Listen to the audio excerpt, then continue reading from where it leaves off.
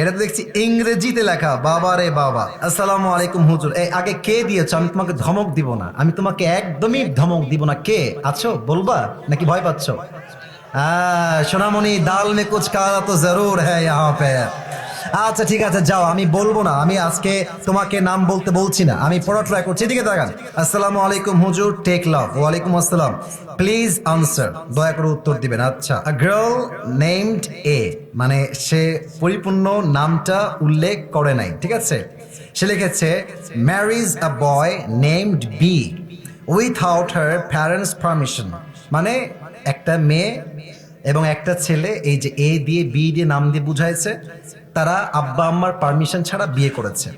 After some days the girl named A, ওই মেয়েটা, A নামের মেয়েটা দূরে চলে গেছে, and marriage another boy named C without divorcing the boy named B. What should they do now? That's a very important question. সে প্রশ্ন করেছে কি, আমি বোঝাচ্ছি আপনাদেরকে। আমি আবারও পরে জাস্ট ট্রান্সলেশন করছি বোঝাবার স্বার্থে। A girl named A marriage a boy named B. একজন এ নামের ছেলে বি নামের মেয়েকে বিয়ে করেছে পারমিশন ছাড়া, উইথআউট হার প্যারেন্টস পারমিশন, কোনো অনুমতি ছাড়াই বিয়ে করেছে। After some days the girl named A marriage another boy. অর্থাৎ যেই মেয়েকে সেই প্রথম যুবক বিয়ে করেছিল, ওই মেয়েটা আরেক যুবককে বিয়ে করে ফেলেছে।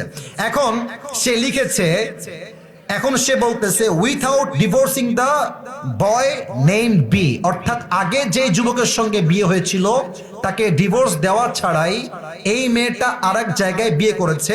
What should they do now? এখন তার প্রশ্ন হচ্ছে, হুজুর তারা কি করবে? প্রথম কথায় আমি বলতে চাই, মেয়েটার বিয়েটা হয় নাই। এর কারণ কি? যদি কোনো মেয়ে সেকেন্ড কোনো বিয়ে করতে চায় তার স্বামীকে রেখে, তার স্বামীকে তাকে তালাক দিতে হবে। তালাক দিলেই হবে না, 3টা পিরিয়ড পার করতে হবে। 3টা পিরিয়ড যখন পার হবে, তখন স্বামী এবং স্ত্রীর মাঝে রিলেশনশিপটা ফুললি ব্রেকআপ হবে। তখন মেয়েটা চাইলে অন্য কোনো জায়গায় বিয়ে বসতে পারে। এখন সে যে প্রশ্ন করেছে, এই প্রশ্ন হচ্ছে এমন, হুজুর সে ওই প্রথম ছেলেকে ডিভোর্স না দিয়ে আবার আর এক জায়গায় বিয়ে করেছে। আমার মনে হয় যেই মেয়ে প্রথম স্বামীর থেকে ডিভোর্স না নিয়েই অন্য কোথাও বিয়ে বসে যায়, তার চরিত্রে নিশ্চিত ভেজাল আছে যুবক ভাইরা। আর আমি একটা কথা মনে প্রাণে বিশ্বাস করি, বিশ্বাস বড় একটা দামি জিনিস। সস্তা মানুষ বিশ্বাসের মান ধরে রাখতে পারে না। যেই মেয়েটা তোমাকে ডিভোর্স না দিয়েই বিয়ে করেছে, মনে রাখবা ওইটা আসলে সেকেন্ড টাইম তোমার বউ হওয়ার যোগ্যতা রাখে না। ওকে ডিভোর্স দেওয়াই উত্তম হবে।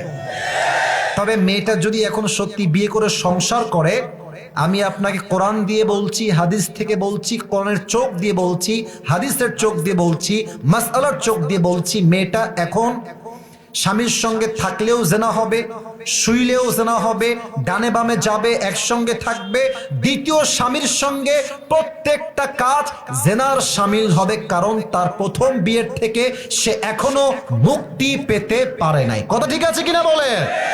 আর যে আমাকে প্রশ্ন দিয়েছো তাকে আমি এতটুকু বলতে চাই, যদি এটা তোমারই ওয়াইফ হয়, আমি জানি না কার ওয়াইফ, বাট তোমার বন্ধুরও যদি ওয়াইফ হয়, বন্ধুকে আমার এই মেসেজটা বা ভিডিও পাঠিয়ে দিও। এরকম মেয়ের সঙ্গে সংসার করার কোনো দরকার নাই। এবং এই মেয়েটা যা করছে এখন, বিশ্বাস করেন, যাকে যে বিয়ে করেছে, ওই মেয়েটা যাকে বিয়ে করছে, ওর জীবনটাও জাহান্নাম হয়ে যাবে। এবং মেয়েরা, ভাই কি বলবো, বললে কথা বের হয়, মেয়েরা বিয়ের সময় এত পরিমাণ মিথ্যা বলে।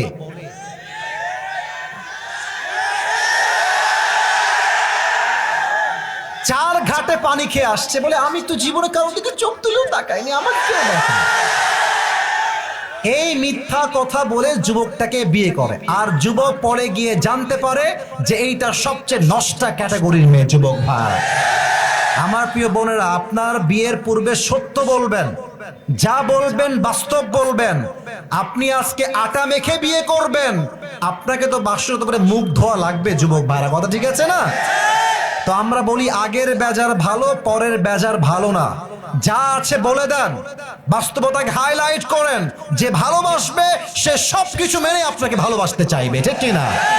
আল্লাহ যেই মেয়েটা এত বড় বেঈমানি বাটপারি করেছে, আল্লাহকে হেদায়েত দান করুক। পরে সবাই আমিন। আর আমার মনে হয় যে এর পেছনের বাপ মায়ের হাত আছে, মেয়ের বাপ মায়ের হাত। মেয়ের বাপ মা বলে, এই তুই চলে আয়, তোর যা লাগবে আমরা তোকে দেব।